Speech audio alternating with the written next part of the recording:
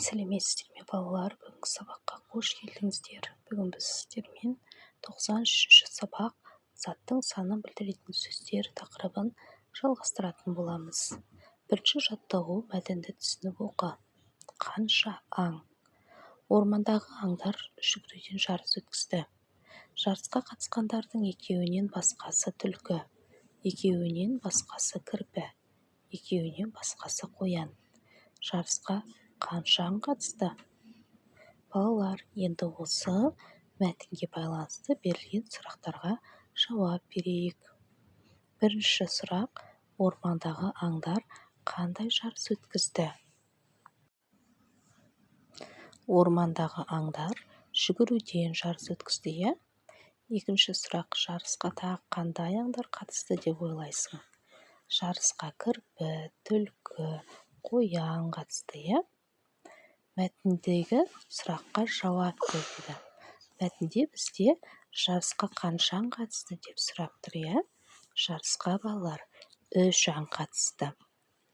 Бұл мәтін ертегі ме, әлде әңгіме ме? Иә, дұрыс айтасыздар балалар, бұл ертегі, иә? Екінші жаттығу: жаңылтпашты тыңдап, жадқа жаз. 3 құс жақсы ма, 3 құс жақсы ма? Балалар, қанша, неше сұрақтарына жауап береді? Сөздің астын сыз дейді.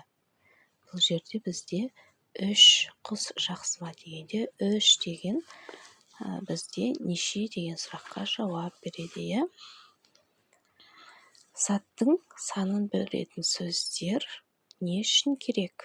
Заттың санын білдіретін сөздер сол заттың санын анықтау үшін керек екен.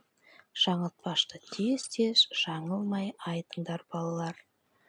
Үшінші жаттығу: берілген сөздердің соңына кім, не сұрақтарына жауап беретін сөздер тауып жаз дейді. Бізге 6, 7, 8, 10, 5 деген сөздер берілген екен, иә?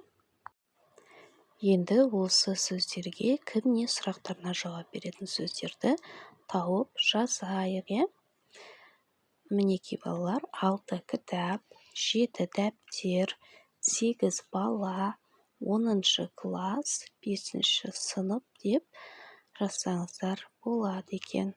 Бұл балалар менің сіздерге берген мысалым, сіздер өздеріңіз жазсаңыздар әбден болады. Олай болса, бүгінгі сабағымыз осымен аяқталды. Сабақ сіздерге түсінікті болды деген ойдамын.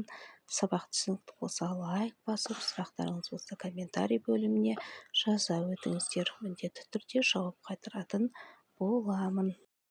Каналға тіркелмеген болсаңыз, Зерек бала 2 каналына тіркеліп, қоңыраушаны басып қоюды ұмытпаңыздар. Сау болыңыздар.